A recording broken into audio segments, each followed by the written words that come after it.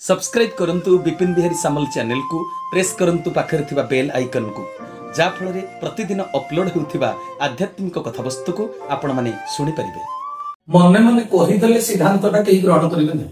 श्रीमद् भगवत गीता अष्टादश अध्याय 41 श्लोक रे प्रभु निजे कहले ब्राह्मण क्षत्रिय हिंसा शूद्राणांच परंतप कर्माणि प्रविभक्तानि स्वभाव प्रभव वैगुणी।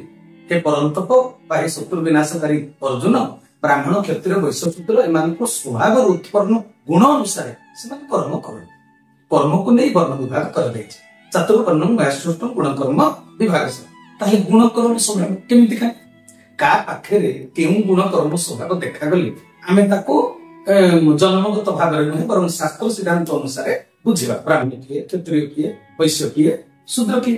तबे ब्राह्मण को गुण कर्म स्वभावटा कोन बोले सम दम तप शौचन क्षांति राजव वच ज्ञान विज्ञान आस्तिक ब्रह्म कर्म स्वभाव। तबे मने मने कहि नै जोटा कहिले सम प्रथम सम दम तप शौच सम कहिले अंतःकरण को सजे इंद्रिय निग्रह बुझ पाछ। इंद्रिय निग्रह करे दम कहिले आत्म संयमता तप कहिले तपस्या बा परमात्मा को सहित जोग होबार प्रक्रिया शौच कहिले अंतर बाहर उभयर पवित्रता शांति जेकोसी परिस्थिति रे प्रतिक्रिया शून्य निरपेक्ष अवस्था एटा शांति अवस्था। आर्जवम कहिले सत्य रे निष्ठा रखिबा सत्यवादी हवा सत्पथ सत्वाक्य सत्कर्म सत्चिंतन पुणी ज्ञान विज्ञान ज्ञाता आस्तिक कहिले धर्मानुगत संस्कृति को माने मानि नबा मनीष एगुडी कहला ब्रह्म निर्देशित कर्म आ स्वभाव एगुडी को जा पाखरे अछि से ब्राह्मण। ठाकुर मध्य केते सुंदर भाबे कहिसंते ना अभिराम परमहंस कहले ब्रह्म को जानिले ब्राह्मण सिना होई पारई न्याय युद्ध कर्म जे जाने ताको क्षत्रिय कर्म। तेणु सकल घटरे जे ब्रह्म दर्शन करि पारंती से समदृष्टि संपन्न ब्राह्मण ना बुझि पल्ले ना कथा बुझि पल्ले ना तो सब गुण जाका आ टिके विशद भाव देने सम करिले अंतःकरण सजाडिबा निग्रह करिबा।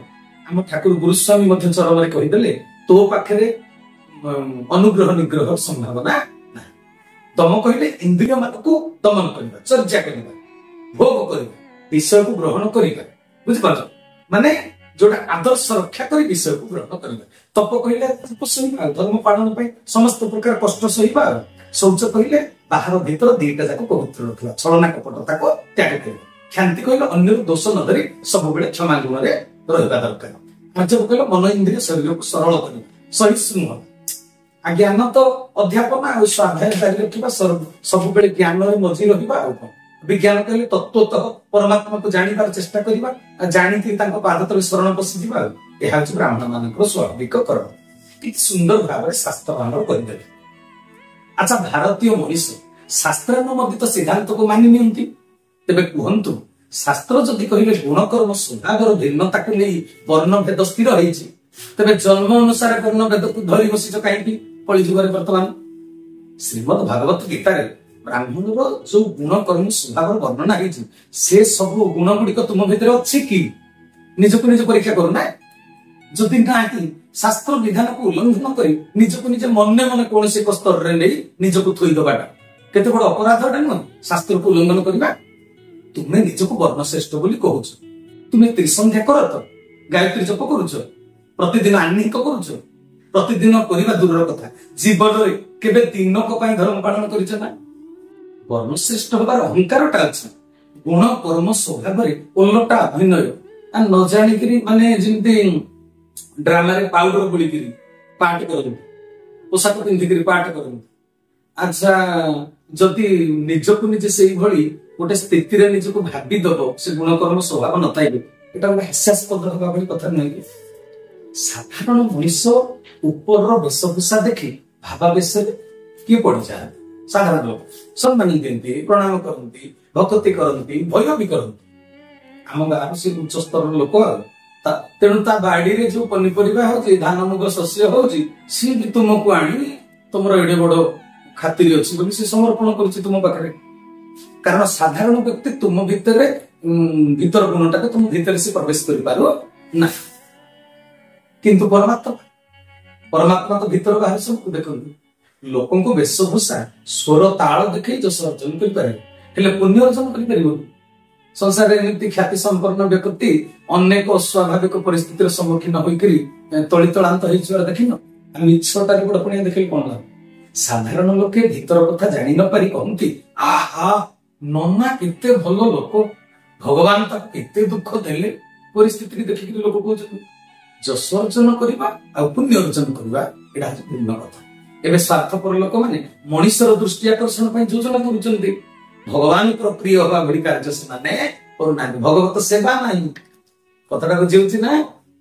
ତେବେ ଇଏ ତ ଗଲା ଶାସ୍ତ୍ରାନୁମୋଦିତ ଗୀତାନୁମୋଦିତ ବ୍ରାହ୍ମଣ କାହାକୁ କୁହାଯାଏ? ତମେ କ୍ଷତ୍ରିୟ କାହାକୁ କୁହାଯାଏ? ଅଷ୍ଟାଦଶ ଅଧ୍ୟାୟ 43 ନମ୍ବର ଶ୍ଲୋକ କହିଲେ, ଶୌର୍ଯ୍ୟଂ ତେଜ ଧୃତି ଦାକ୍ଷ୍ୟଂ ଯୁଧେ ଚାପ୍ୟ ପଳାୟନ ଦାନମୀଶ୍ୱର ଭାବଶ୍ଚ କ୍ଷତ୍ରଂ କର୍ମ ସ୍ୱଭାବଚ। ଶୌର୍ଯ୍ୟ, ଯାହା ପାଖରେ ବୀରତ୍ୱ ଅଛି, ପରାକ୍ରମ ଅଛି, ଅନ୍ୟକୁ ମାରିବା ପାଇଁ ମାନେ ଅନ୍ୟର ଜୀବନ ରକ୍ଷା ପାଇଁ ଯାହା ପାଖରେ ଜଗତ କଲ୍ୟାଣ ପାଇଁ ବୀରତ୍ୱ ଅଛି, ସେ କ୍ଷତ୍ରିୟ। ପୁଣି କଣ କରେ? ତେଜ। ତେଜ କହିଲେ ବାହାରେ କମନୀୟ ଦେଖାଯିବ, ବ୍ରହ୍ମ ଆଚାର ପୂର୍ଣ୍ଣ ବ୍ରହ୍ମଚାରୀ ହେଇଥିବ, ମୁହଁ ଦେଖିକିରି ତେଜିଆନ ଚରିତ୍ରବାନ ଅନ୍ୟ ଲୋକମାନେ ବୁଝିପାରୁଥିବେ। ନହେଲେ ମୁହଁ ସବୁ ଠାଉ ଠାଉ ହେଇପାରୁ, ଭିତରେ ବ୍ରହ୍ମସ୍ଖଳ। ତେଣୁ ସଜନ ବୃନ୍ଦ, ଧୃତି। ଧୃତି କହିଲେ ଧୈର୍ଯ୍ୟ, ସହନଶୀଳ, ପ୍ରତିକ୍ରିୟାଶୀଳ, ପୁଣି ସବୁ କାମ ପାଇଁ ଦକ୍ଷତାଟା ଥିବ। ଆଳସ୍ୟ ପରାୟଣ, ଯୁଦ୍ଧରୁ ପଳାୟନ କରିପାରୁନଥିବ, ଯୁଦ୍ଧ କରୁ ପ୍ରାଣ ଚାଲିଗଲେ ବି ଯୁଦ୍ଧରୁ ପଳାୟନ କରିବେ, ସେ ମନୋବୃତ୍ତିଟା ତା ଭିତରେ ନଥିବ। ଏଟା କ୍ଷତ୍ରିୟ। ପ୍ରାଣ ଯାଉ ପଛେ ଧର୍ମ ପାଳନ କରାଯାଏ। ଦାନୀ ହେଇଥିବ, ଦାନ ନହେଲେ ଦାନ, କ୍ଷତ୍ରିୟର ଗୋଟେ ଗୁଣ ହଉଛି ଦାନ। ଦାନୀ ହେଇଥିବ, ପୁଣି ପ୍ରଭୁ ପଣିଆ ଥିବ, ମାନେ ସ୍ୱାମୀ ପଣିଆ। ଏଟା ସ୍ୱଭାବ ଭିତରେ ଥିବ। ତମକୁ ଯେମିତି ଡରେଇ ହାଲକେଇନି, ଆପେ ଆପେ ତୁମକୁ ଲୋକ ମାନୁଥିବେ, ତମର ଦେଖିକିରି ତମ ଚରିତ୍ରର କ୍ରାଇଟେରିଆ ଦେଖିକି। ସେଇଟା ହଉଛି ପ୍ରଭୁ ପଣ। ଦେଖେଇ ହବା ପ୍ରଭୁପଣଟା ଅଲଗା କଥା। କର୍ତ୍ତବ୍ୟରେ ଯାହା ପାଖରେ ସ୍ୱାମିତ୍ୱ ଥିବ ସିଏ ହଉଛି ପ୍ରକୃତରେ କ୍ଷତ୍ରିୟ। ତେଣୁ ଏ ଯୋଉ କ୍ଷତ୍ରିୟର କର୍ମ, କ୍ଷତ୍ରିୟର ସ୍ୱଭାବ ଲେଖିଦେଲେ ଶାସ୍ତ୍ରରେ ନା। ଆଚ୍ଛା, ମୁଁ କେବେ ଭାରତର ସୀମାନ୍ତରେ ଯାଇ ଯୁଦ୍ଧ କରିନାହିଁ, ମୁଁ କ୍ଷତ୍ରିୟ ହେବି? ଆମ ଗାଁ ମୁଣ୍ଡରେ ଥିବା ସାହିର ଗୋଟେ ପିଲାଟିଏ, ଯାହାକୁ ସମାଜ ଲୋକ କହୁଛନ୍ତି ସିଏ ନିଚ ଜାତି ବୋଲି, ଶୂଦ୍ର ବୋଲି, ସେ ମିଳିଟାରୀ ଚାକିରିରେ ତ ଯୋଗ ଦେଇଛି, ଦେଶ ପାଇଁ ତ ଯୁଦ୍ଧ କରୁଛି। ସିଏ କ୍ଷତ୍ରିୟ ନା ମୁଁ କ୍ଷତ୍ରିୟ? ମୁଁ ମନେ ମନେ ଭାବନାରେ କ୍ଷତ୍ରିୟ, ସେ କର୍ମରେ କ୍ଷତ୍ରିୟ। ମୁଁ ଅବାସ୍ତବ କଳ୍ପନାରେ କ୍ଷତ୍ରିୟ, ସେ ବାସ୍ତବରେ କ୍ଷତ୍ରିୟ। କଳିଯୁଗର ମଣିଷ ଏଇ ଅବାସ୍ତବ କଳ୍ପନାରେ ଜୀବନ ବଞ୍ଚୁଛନ୍ତି। ବାପ ଛାତିରେ ହାତ ବଢେଇ ନିଃସ୍ୱରେ ହାତ ମାରି କହୁଛି, ମୁଁ ଶାନ୍ତିଆ କ୍ଷତ୍ରିୟ। ଆମର ଗୋଟେ ବଂଶ ପରମ୍ପରା ରହିଛି, କୁଳର ମର୍ଯ୍ୟାଦା ରହିଛି। ସେପଟେ ପୁଅ ଗୋଟିଏ ଚମାର ଝିଅକୁ ଆଣି ଘରେ ସ୍ତ୍ରୀ କରି ରଖି ସାରିଲେଣି। ତେବେ ବର୍ଣ୍ଣ ବୈଷମ୍ୟ ଯଦି ଚିରନ୍ତନ ସିଦ୍ଧାନ୍ତ ହୋଇଥାନ୍ତା, ତୁମ ଭାବଟା ତ ତୁମ ପୁଅ ଭିତରେ ବି ଦୃଢ ହୋଇକି ରହିଥାନ୍ତା। ସିଏ ଏମିତି କାମଟା କେମିତି କଲା? ତମେ ତ ଦେଖେଇଛ। କ୍ଷତ୍ରିୟ ଶବ୍ଦ ଜାତିବାଦ, ସାମାଜିକ ଉଚ୍ଚ ନିଚ ଭେଦଭାବକୁ ପ୍ରତିପାଦନ କରେ ନାହିଁ। କ୍ଷତ୍ରିୟ ଶବ୍ଦଟା ଯିଏ ରାସ୍ତା କାମ ହେଉଥିବା ବେଳେ ରାତିରେ ବାଲି ଚୁରି କରି ଆଣୁଛି, ସେ କ୍ଷତ୍ରିୟ। ଏଟା ବୀରତ୍ୱ, ଶୌର୍ଯ୍ୟ। ଅନ୍ୟର ଦେହ ଖରାପ ବେଳେ ଯିଏ ଘରେ କବାଟ ଖେଳି ଶୋଇଛି, ସେ ବୀର। ଦବାକୁ ଇଚ୍ଛା ହଉନି। ପର ଝିଅ ବୋହୂକୁ ଚାହିଁ ଯିଏ ଲମ୍ପଟ ସାଜିଛି, ସ୍ଥାନ କାଳ ପାତ୍ର ଭୁଲି ଚରିତ୍ର ସ୍ଖଳନ କରୁଛି, ତା ପାଖରେ ତେଜ ଅଛି ବୋଲି କୁହାଯାଏ। ମୁହଁ ଦେଖିଲେ ଜଣା ପଡୁଛି ତୁମେ କେତେ ତେଜିଆ। ସହିବା ଶକ୍ତି ନାହିଁ ଯେ କଥା କଥା ହେବା ଗୁରୁଜନଙ୍କ ପ୍ରତି କଟୁତିକ୍ତ ଭାଷା ପ୍ରୟୋଗ କରୁଛ, ତୁମେ କ୍ଷତ୍ରିୟ। ଯିଏ ଜୀବନ ଚାଲିଯିବ ବୋଲି ଅଧାରୁ ମିଲିଟାରୀ ଚାକିରି ଛାଡି ଦେଇକିରି ଆସୁଛି, ଭଲାଣ୍ଟାରୀ ରିଟାୟାରମେଣ୍ଟ କରିକି, ସେ କ୍ଷତ୍ରିୟ। ଯିଏ ଭିକାରୀକୁ ମୁଠାଏ ଚାଉଳ ଦଉନି, ଦାନ କଣ ଜାଣିନି, ଯଜ୍ଞାନୁଷ୍ଠାନକୁ ଟଙ୍କାଟେ ଦାନ କରିବାକୁ ପଛଘୁଞ୍ଚା, ବରଂ ଯଜ୍ଞ ନ ହଉର ବ୍ୟବସ୍ଥା କରିବି, ସେ କ୍ଷତ୍ରିୟ। ଯାହା ପାଖରେ ଉଚ୍ଚ ଆସନରେ ବସି ଉଚ୍ଚ ବିଚାର ନାହିଁ, ସେ କ୍ଷତ୍ରିୟ କି? ତେଣୁ ଠାକୁର ଅଭିରାମ ପରମହଂସ କହିଲେ, ନ୍ୟାୟ ଯୁଦ୍ଧ କର୍ମ ଯେ ଜାଣେ ତାକୁ କ୍ଷତ୍ରିୟ କହିଲେ। ତୁମ ପାଖରେ ନ୍ୟାୟ ନଥାଇ ତୁମେ କ୍ଷତ୍ରିୟ କେମିତି ହବ?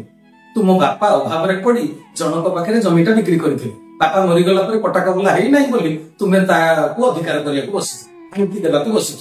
ତମେ ନ୍ୟାୟ ଜାଣିଛ?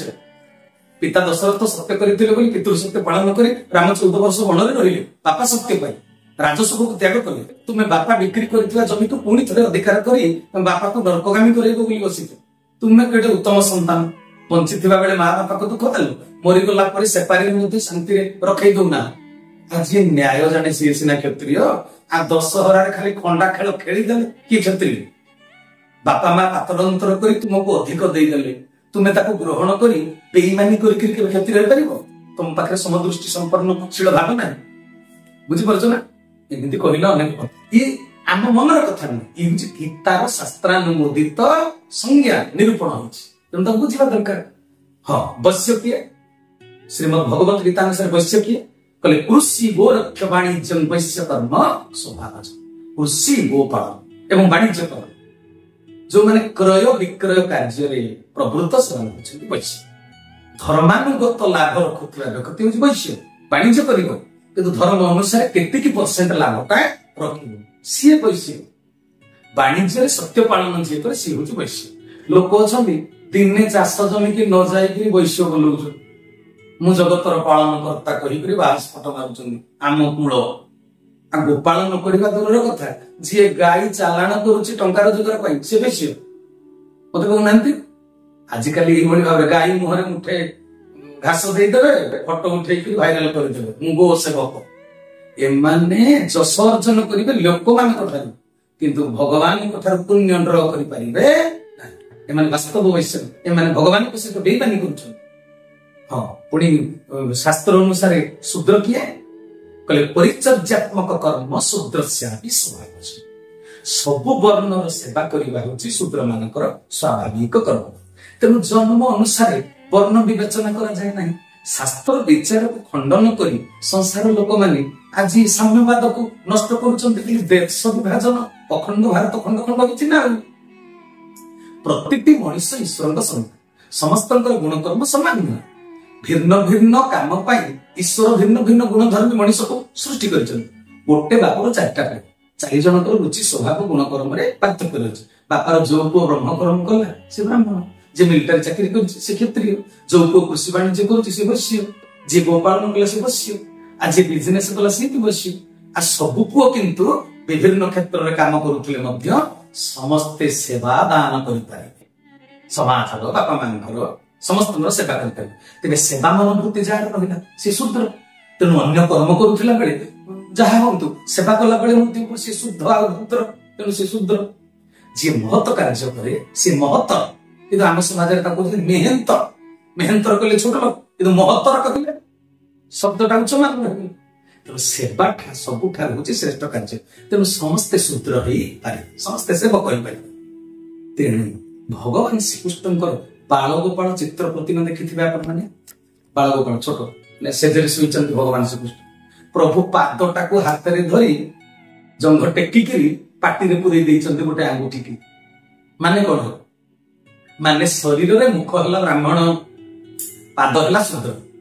ମୁଖ ବ୍ରହ୍ମବାକ୍ୟ ଉଚ୍ଚାରଣ କରୁଛନ୍ତି, ହେଲେ ଯଜ୍ଞ ସ୍ଥଳ ପାଖକୁ କିଏ ଚଲେଇ ଚଲେଇ ନେଲା, ବାଟ କିଏ ଅତିକ୍ରମ କଲା? ପାଦ। ମୁହଁ ସିନା ମନ୍ତ୍ର ପଢିଲା, ସେ ପର୍ଯ୍ୟନ୍ତ ନେଲା କିଏ? ପାଦ ନେଲା, ପାଦ ସେବା ଦେଲା, ପାଦ ହେଲା ସେବକ। ତେଣୁ ମାଲିକ ସବୁବେଳେ ସେବକକୁ ସ୍ନେହ କରିବା କଥା, ଚୁମା ଦେବା କଥା। ତେଣୁ ଭଗବାନ ଶ୍ରୀକୃଷ୍ଣ ପାଦକୁ ପାଟିରେ ପୁରେଇଛନ୍ତି। ଏଥିରୁ ଫିଲୋସଫି କି ବୁଝିପାରୁଛନ୍ତି ଲୋକମାନେ? ତେଣୁ କର୍ମଙ୍କର ପ୍ରତିଷ୍ଠାତା, କର୍ମ ନକରି ବଡ ପଣିଆ ମାନଙ୍କୁ ମାନ ଦେଖେଇବା ବୋକାମି, ଭଗବାନଙ୍କ ନିକଟରେ ବେଇମାନି। ବୋକାମିକୁ ଯଦି କିଏ ଗୌରବ ବୋଲି ମନେ କରୁଛି, କରୁଥାଉ, କିଛି ଅସୁବିଧା ନାହିଁ। ମନେ ମନେ କୁକୁଡ଼ା ଖାଉ, ପାଟି ମିଠା ହେଲା କି ନାହିଁ, ପେଟ ପୁରିଲା କି ନାହିଁ, ଅନ୍ତର କହିବ। ମନ ଜାଣେ ପାପ, ମା ଜାଣେ ପାପ। କର୍ମ କର, କର୍ମକୁ ଫାଙ୍କି ଦିଅ ନାହିଁ। ମୁଁ ବ୍ରହ୍ମକର୍ମ ପାଇଁ ଯଦି ଫିଟ୍, ମୁଁ ବ୍ରାହ୍ମଣ। ମୁଁ କ୍ଷତ୍ରିୟ କହି ଗର୍ବ କରିବାଟା ମୋ ପକ୍ଷେ ପାପ ହବନି ନା, କାରଣ ମୁଁ ତ କେବେ ଯୁଦ୍ଧ ଶିଖିନି, ମୁଁ ତ କେବେ ଘଣ୍ଟା ଧରି ଶିଖିନି, ମୁଁ କ୍ଷତ୍ରିୟ ହେଲି କେମିତି? ତେଣୁ ଏଇଭଳି ଗୁଣ କର୍ମ ସ୍ୱଭାବ ଅନୁସାରେ ବର୍ଣ୍ଣ ବିବେଚନା କରାଯାଏ। ଏଇଟା ହଉଛି ଶାସ୍ତ୍ରୀୟ କଥା। এই ଶାସ୍ତ୍ରକୁ ଯିଏ ଉଲ୍ଲଂଘନ କରି ଏପର୍ଯ୍ୟନ୍ତ ବଡପଣିଆ ଦେଖାଉଛନ୍ତି, ସେମାନେ ଭାରତୀୟ ନୁହନ୍ତି। ବୁଝିବାକୁ ପଡିବ, କାରଣ ଭାରତର ଆଦର୍ଶ, ଭାରତର ମହିମା, ଶାସ୍ତ୍ରାନୁମୋଦିତ ଉପଦେଶକୁ ସେମାନେ ପାଳନ କରୁନାହାନ୍ତି। এই ଦୃଷ୍ଟିରୁ ଆଜି ସନାତନ ଧର୍ମ ସଙ୍କଟପୂର୍ଣ୍ଣ। ତେବେ ସନାତନ ଧର୍ମକୁ ଯଦି ସୁରକ୍ଷା ଦିଆଯିବ, ପାଟିରେ ସ୍ଲୋଗାନ ଦେଲେ ହବନି, କର୍ମରେ ଦେଖେଇବାକୁ ପଡିବ। ମନୋବୃତ୍ତିରୁ ଉଚ୍ଚ ନିଚ ଭେଦଭାବକୁ ତ୍ୟାଗ କରିବାକୁ ପଡିବ। ନଚେତ ସନାତନ ଧର୍ମ ସ୍ଲୋଗାନ ଦ୍ୱାରା କେବେ ପ୍ରତିଷ୍ଠିତ ହୋଇପାରିବ ନାହିଁ। सब्सक्राइब करंतु विपिन बिहारी सामल चैनल को प्रेस करंतु पाखरे थिबा बेल आइकन को, जा फଳରେ प्रतिदिन अपलोड हेउथिबा आध्यात्मिक कथावस्तु को आपण माने सुनि परिबे।